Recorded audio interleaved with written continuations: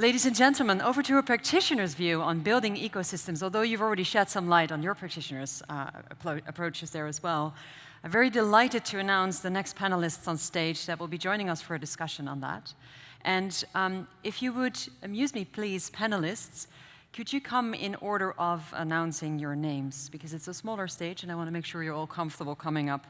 First up, Arwen Smit, please join us. She's the EMEA lead for MOBI, building a meaningful multi-stakeholder ecosystem within the mobility sector.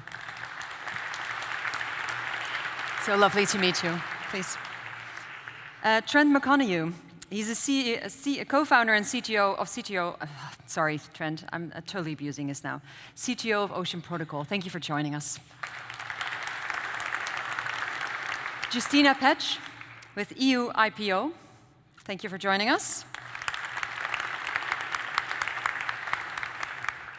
Thank you, Katja. Thank you.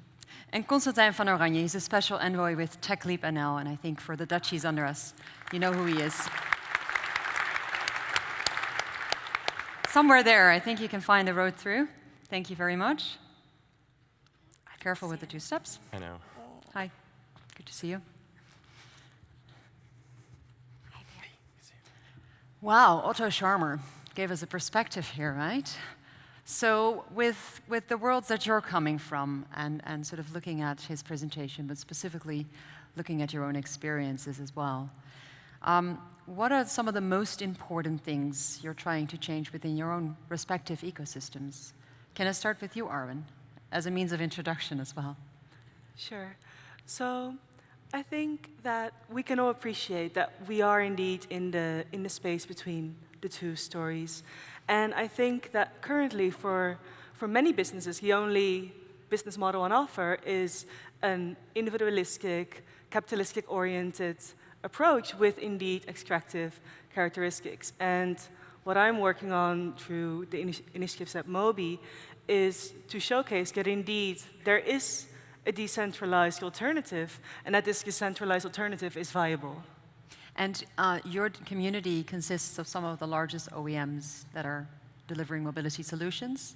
Could you describe other elements of your ecosystem as well? So MOBI represents over 75% of the entire mobility and automotive sector, and through that 10% of global GDP, and it's mostly focused on creating technical standards for all its members to create these conditions for future collaboration. And we're actually executing on that. So we have the first ever multi-OEM POC coming up around vehicle identity. So we're really excited about that. When is this happening? It's happening right now. It's happening right now. Yeah. Congratulations.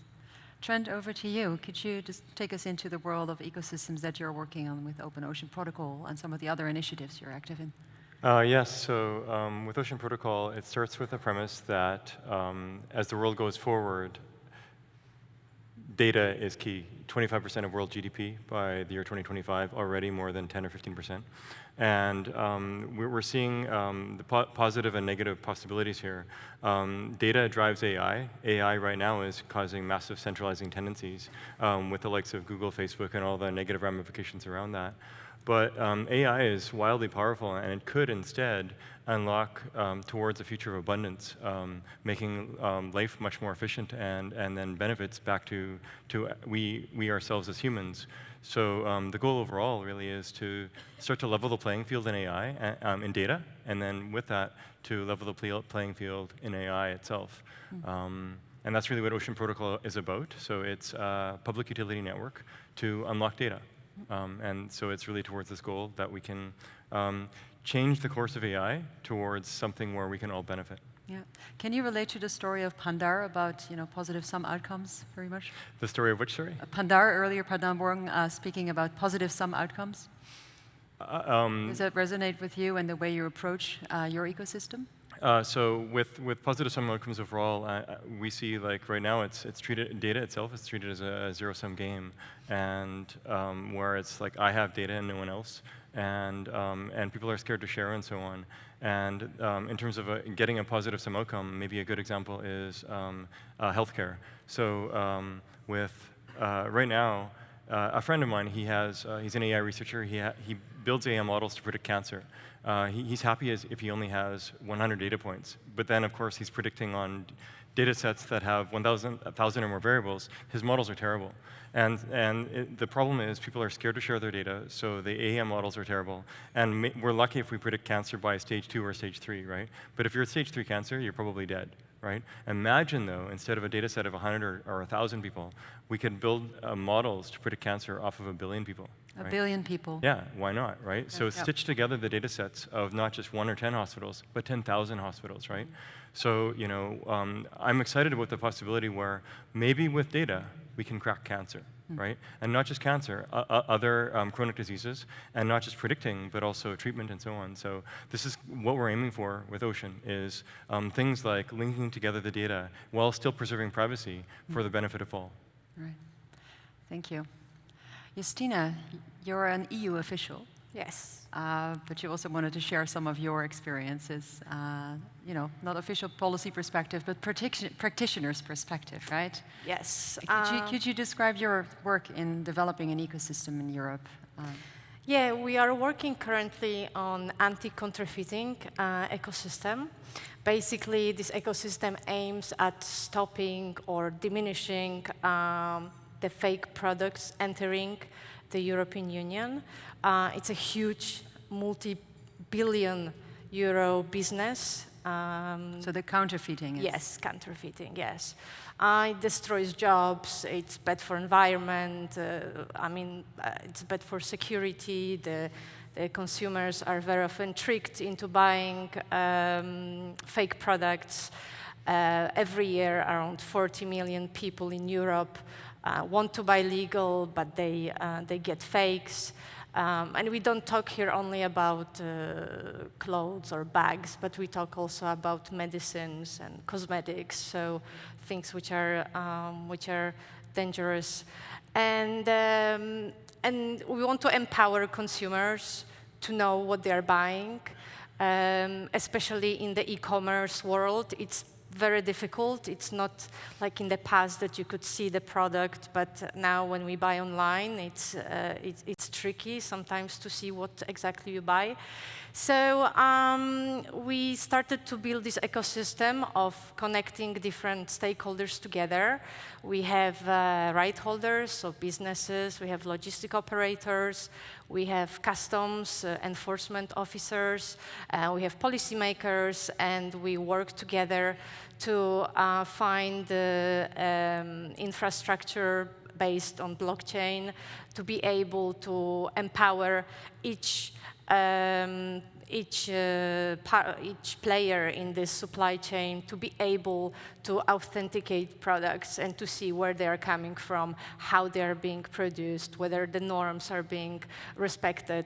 So this is where we are right now. Okay. Has EU IPO initiated this ecosystem effort, or was it another type of starting point for you? Well, starting point where here in the Netherlands, in Groningen, we got inspired by some of the participants that were coming to EU IPO to share with us ideas how we could improve the situation with counterfeiting, because we realized that what we do so far, it's not efficient. So we brought together a lot of bright people, and we asked them, tell us how we can improve the situation, how we can make the world a better place. And we got inspired to organize a hackathon. And after the hackathon, everything started, the whole idea of the ecosystem, and continuing now. Okay, fantastic. Last but not least, Constantijn, you've been a huge driver for building up a startup ecosystem in the Netherlands, and you've been involved for a longer time. You've recently launched a new organization, TechLeap, for some of the international guests here, and then also for the Dutch guests. What is your ecosystem like currently, and what are you working towards connecting with various partners in the Netherlands? Yeah, so what's clear is that the ecosystem means a lot of different things, right? So we basically don't have an ecosystem as such. We have a country and we have certain ambitions, and then we're trying to pull all the people together that have little pieces of the puzzle, and we try to connect them, and we call that an ecosystem. Ideally, you want that to start to work by itself, and it doesn't need any kind of engineering. So what I think we evolved from first being an awareness-raising machine, and then a kind of a lubricant to trying to now work with all kinds of parties that want to participate in the same vision. So this is not the clever engineering that you've been talking about here before. We just try to, by one, have a vision, two, and through a whole set of instruments, try to get people to move in the same way. So and basically that's about getting this country to be be more innovative, get more out of the innovations that have been produced, that that turn that into economic activities, have better impact on the world, and create more sustainable businesses. And to do that, you have to do a whole set of things. I mean, you have to, first obviously there's the vision, and then it's bringing people along. It's about connecting with other places in the world where a lot of these initiatives are happening, making sure that all the entrepreneurs or the change agents get access to the talent and the capital, but also the knowledge and the networks and the access to the markets that they need to fulfill that promise. So basically, we're just we're kind of, I don't know what we're now. I think we are kind of a pusher and a puller, and what we try to do is by getting much better grip on what the ecosystem is. So basically, quantifying it, helping to accelerate really the linking up of the ecosystem, but also the individual entrepreneurs in it. So despite not having a technical solution necessarily or a technical ecosystem, there's certainly some tools in your toolbox that you're using for this effort as well. You've mentioned data. What are some of the other ways that you enable the ecosystem or the country to sort of benefit from the Well, system? there are many ways. I think the challenge is the same. You have a kind of a top-down idea, but you want it to be a bottom-up development, right? And I think that's by far the biggest challenge. You would see, for instance, some other countries. If you take France, for instance, it's very top-down, very vision-driven. We don't really typically have that. So, but there is a vision somewhere, but you want the vision to be picked up by the community and actually be owned by the community. And that's the challenge, because when the idea comes from the outside, how do you instill the idea and then get the momentum into a kind of a virtuous cycle? Yeah. Where the bits start to go into the same direction. Sure. Hopefully upwards somewhere. Upwards, upwards and onwards, and to a North Star, hopefully. So obviously, this is a dialogue as well as me asking questions. So if you want to chime in and sort of recognize some of the things other panelists are saying, feel free to do so. Obviously, I'm very curious for all of you what your North Star long-term aims are, where you're headed with all of these initiatives, and how that would connect into this ecosystem here today. Who wants to take that question Well, first? I can absolutely relate to what Constantijn said. For us, the North Star and the biggest challenge is to take all these stakeholders that they have such a diverged interest and make them co-create together the same towards the same vision. And it's a very tricky thing in the area where you have different businesses that want to have preferential treatment in a way. They are fighting for their own well-being, for their earnings. So we had recently an example of a company that developed its own track and tracing system and asked... On the blockchain. Yes, on blockchain, and ask preferential treatment with custom officers. And of course, it's one way of doing things, but it's not efficient, because we are working with custom officers who are telling us we can't manage anymore. We need one integrated system where we are interconnected, and we cannot have 1,000 different companies coming to us and saying, oh, please protect our products, or Sure. protect our products. Yeah. So I think it's a big challenge to make different players look in the same direction and collaborate together and have this not not egoistic and ego approach. I would definitely like to echo those sentiments. Within MOBI, our biggest focus, and our biggest challenge, Lord knows, is collaboration. Yeah. Because these are huge companies, and because they are huge companies, there's a lot at stake, right? Yeah. There's a lot at stake to default from the status quo. We've already seen from a couple of brilliant speakers earlier today that it's quite difficult to take that step. And arguably, for the different types of collaboration that you want to facilitate, may it be on governmental level, startup level, or company level, different collaboration infrastructure would need to exist. And let me just back that up, because what we saw in MOBI is that a lot of these large organizations, they cannot talk, even if they wanted to, because of antitrust provisions, right? So literally, there would need to be a place where they can go and then have that conversation. And furthermore, that place where they're then going needs to be technology agnostic. So there cannot be a specific preferential treatment, as you rightly mentioned. And at the same time, it needs to be, just like Odyssey, a very energetic place where the change makers are inspired to bring their colleagues who are maybe not that far along. And then if you have those three ingredients, what you can get to is almost, in our specific case, a feasibility drawing board. And you can say, okay, if you agree with these technical feasibility criteria, you agree with these commercial commitment criteria, then we can actually get going and start building. Sure. And that is what we found that is really needed to draw these gigantic companies over the line. How do you design your incentives? That you get all these, because the change agents, that's maybe one of the issues. The change agents are the easy people.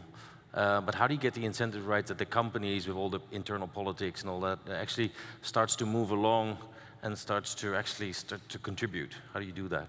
It's very, very, very difficult. But what we did notice is that the CEO I know level, it's difficult. the C-level needs to be bought in. How do you do? Did you find it? Did you find? I can give a bit of experience in that. In designing Ocean Protocol, we cast it into a single goal, which is try to maximize the supply of data that is available to the world, private or public.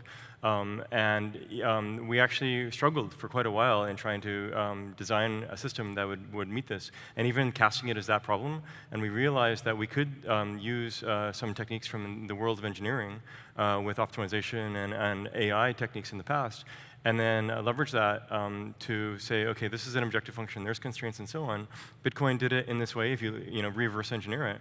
And then from that, once you have a more precise sort of engineering approach to designing the system, then we actually took that's where we came up with the first design for the incentives, right? So you can actually have a structured approach. It's not perfect, and even the design now isn't perfect, but it was a great starting point to move forward. And with that, actually, in terms of growing the ecosystem, once we did this and we published on it, we also decided to publish on how we went about the process. And with that, ourselves and others started to kick off what has now become a whole new field of token engineering. And there's some amazing token engineers in this room. Zargum's here somewhere, I know, and so on. So this is it became this bottom-up ecosystem in that way, as sort of part of an offshoot of our efforts. And I see it's just the beginning. Incentives are hard, Traditional incentives, there's this famous book, How Nations Fail, also from MIT, where the traditional way is the government sets the vision and the priorities and so on, then they manifest economic institutions, and that leads to things like laws for corporations and so on, and that leads to incentives in entrepreneurs and so on. We see that blockchains are a whole new way to manifest incentives more directly, route around the system, if needed, and incentivize people in new ways. It's not the be-all, but it's a start. So Trent, do you apply those approaches also in your healthcare arena? Because again, that's a highly regulated environment, right? Would that approach work in that specific environment as well? I think so, yes. This is still a hypothesis for us. And overall, of course, you have to be careful with, be careful what you aim for, right? So you have to make it subject to heavy constraints. Things like with healthcare, it's super sensitive, right? So This is something we discovered very early on in the process of Ocean to make sure that we could help to unlock the data while preserving privacy, and we came up with a technical solution to that. GDPR is a big issue in Europe, and and it's a big problem for small companies, for large, and so on. So you can have policy ways and social ways to help address privacy, but you can also use technology. And the best is actually leveraging both the social side and the technology side. So for healthcare, the technical solution is bring compute to the data. And then you can leverage incentives for people where maybe they earn tokens as they supply data, and that's for the benefit of the world, right? And it's interesting how I think all of you are referring to, the network and the trust building, and then finding sort of the tools to go on that journey together.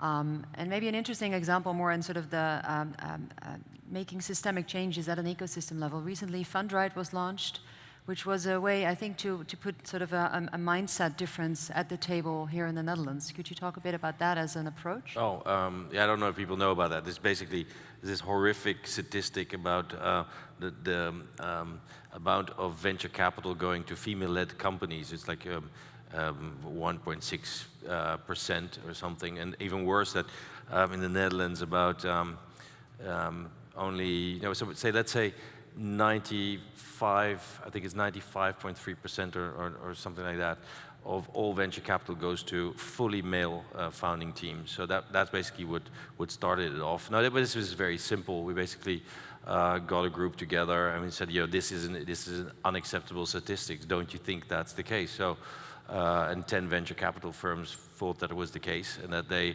felt that it was also a challenge to actually change the system, and I guess they needed us a bit as an honest broker, and we kind of worked with them to establish a set of basically of ambitions, and we said we're not going to, it's not our issue, it's your issue, so you own it, and it's not a quotum issue.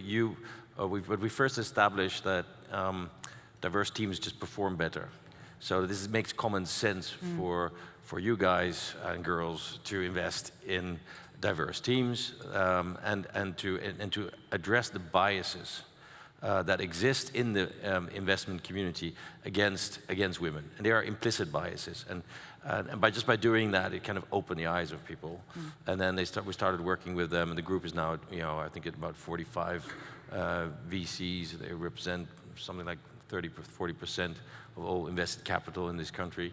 So we're going somewhere. But actually, it was quite simple. That was the incentive. Is it scalable? Could you scale that up? It's super scalable.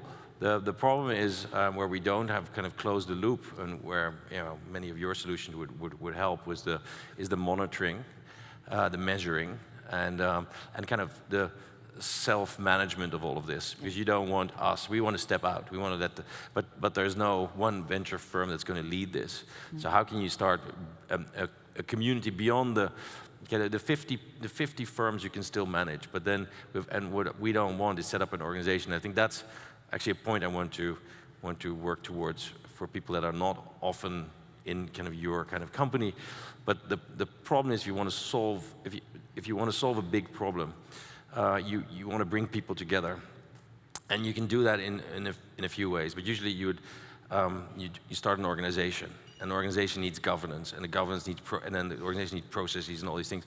And then two things can happen. It's either bureaucratic, and which brings it to a halt, or at least stops innovation, and then or it's corrupt. And that how can you deal with a problem where you bring all the stakeholders in, have the right kind of incentives and the right kind of agreements and the right shared vision, that all these elements can start working together without that corrupting or bureaucratic core. And I mean, that now we have in theory, we have technological solutions that can actually deal with that. Yeah. So all of that kind of part of the ecosystem building and the kind of technology stack that could actually support that. That would be, if you'd talking about a North Star, that would be my North Star, that we can actually get something like that going. And maybe to riff on that, right? I think, for the first time, in the last few years, for the first time ever in the history of humanity, we have a way to coordinate humans at a global scale with resources attached. Before we could coordinate humans using the internet, with chat rooms and broader things, or we could coordinate humans a bit more locally with single objectives within corporations, usually in a hierarchical way. Although there's nice exceptions like 3M and so on.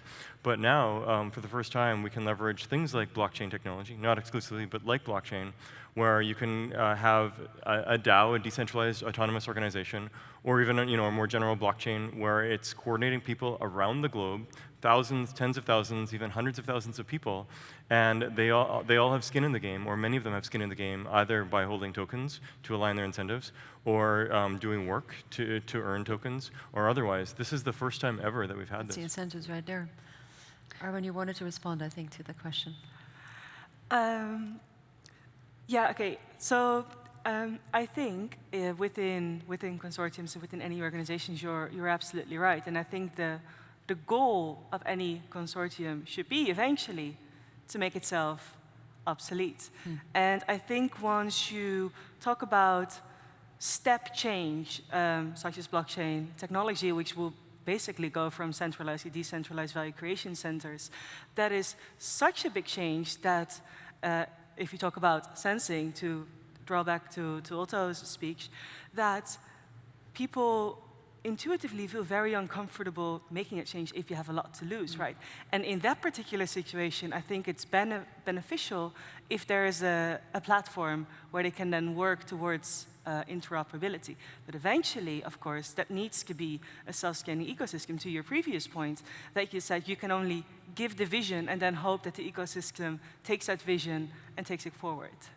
Yeah, I don't believe in hope, really. I mean, I think well, hope is great, but it's this is often what happens. We build the platform, and then we hope it will happen. I think you have to be very smart in getting that flywheel going, and that's I think probably the most important missing link. And you often get too much engaged, right? Because you then start paddling the flywheel. And you find that you're on the bike and you're paddling and paddling and paddling, and then actually it's all dependent on you. And you want to. So where is it? How can you get this thing started and stay out, but keep the energy flowing without having a leader.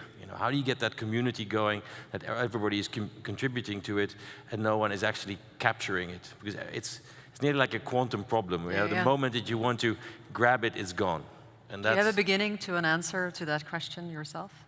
Well, if somebody else wants to answer. I can answer because we're living this every day with our ecosystem, and indeed, it's a huge challenge, especially for a public institution to be involved, but at the same time, not to control and to let the ecosystem come up with their ideas. And it's a very difficult process. We are not yet corrupt, I hope, not yet too much bureaucratic. We are learning. It's a learning curve. It's a pedagogical effort. You have to discuss, have meetings, but also I think what is extremely important is to have concrete results, concrete vision shared by everyone, and well, we'll see if we manage with this ecosystem to move forward in this way. Yeah, create adaptation models. Yeah, I think concrete results, concrete vision. I fully agree with that, but that's also something you have in centralized. So table stakes includes everything you do in centralized, but there's things you need to do above and beyond. And on this flywheel, I'm seeing other ecosystems out there that are further along the Notion, along the lines of like Ethereum and other things, where there's a key part where there's funding coming in at the top that's spreading to many parties in the ecosystem, many companies, many projects, that's actually helping to grow the value of the ecosystem itself, and by improving the technology, by having apps running on top and so on, and that drives actually the value of the token itself, and the value of the token then goes back to the funding, and that's where you get the flywheel going, at least from a blockchain perspective, right? So it's funding going to the various parties where they can then improve the value of the ecosystem itself, which leads to improved token price, and that's the loop. That's our running hypothesis. I was thinking you should actually tokenize a nation, right? Instead of raising taxes, if everybody You get some good no, because support if for that. everybody contributes, the ones that are contributing to the higher wealth of the country and the better well-being of people, and some kind of high objectives that you state, you know, and you can actually, that your token becomes more valuable because you have a token in your country. Wouldn't that be great? Is this part of the hackathon yet? Could we raise this challenge? Can we still enter a challenge? Anyone want to take that on? Yeah. NL coin.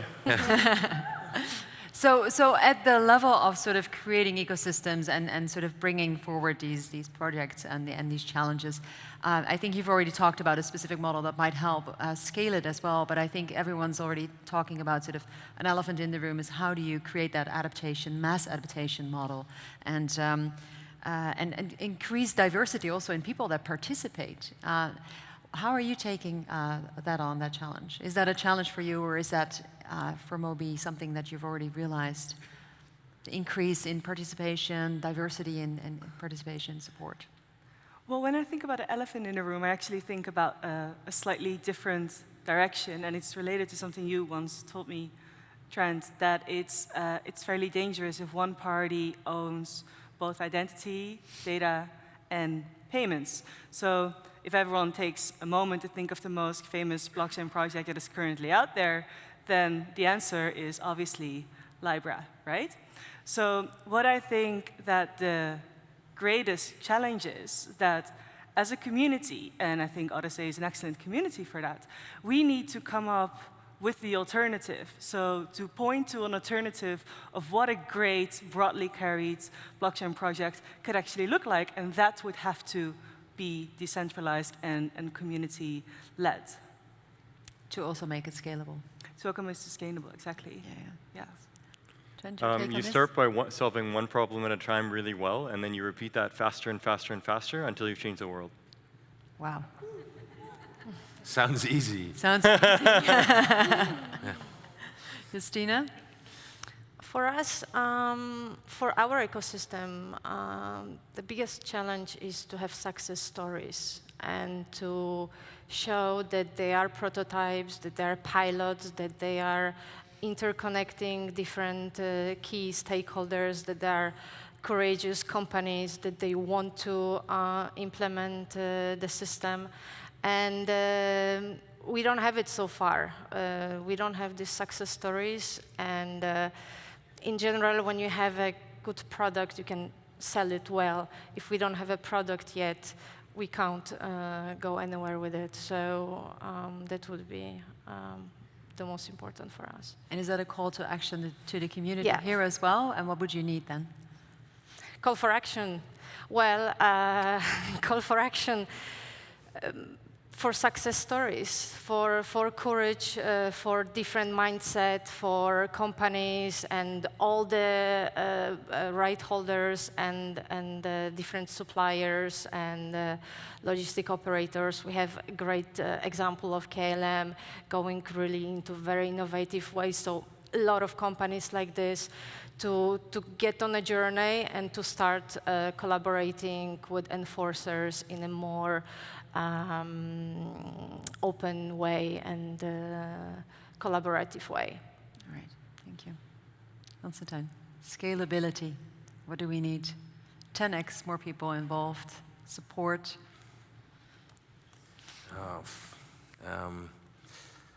Well, I do think that sometimes well, maybe this is a bit mixed community, but in the kind of more the decentralized believer community, I think you see so many incredible opportunities, but there's a massive gap between that potential and where we're going. I think Trent and some others, have actually managed to start building a community that is actually sizable and has a certain critical mass, but it's still. I think still there's a big translation we need to make between that world and the other world, and also keep understanding that world out there, which sounds great, and it's incredible here that we are in this hall, and we have for many people in this community, it's bizarre that you have a Minister of Interior Affairs standing here, which represents centralization, and you have this kind of traditional hall, and you're talking about decentralization and disrupting all of that. And I think many institutions that are very enthusiastic about all these new developments don't fully understand yet how disrupted they will be. And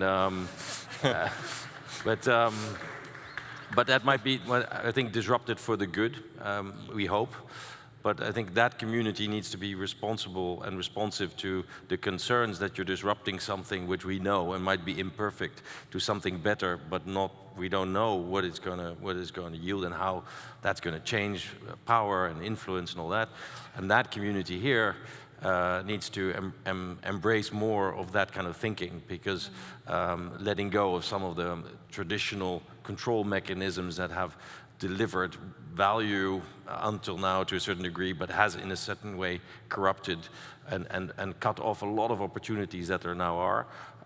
Letting go of that is also something we need to be doing, and not just by doing little pilots, but actually going, like Justyna, going into the real applications and trusting those communities to scale them.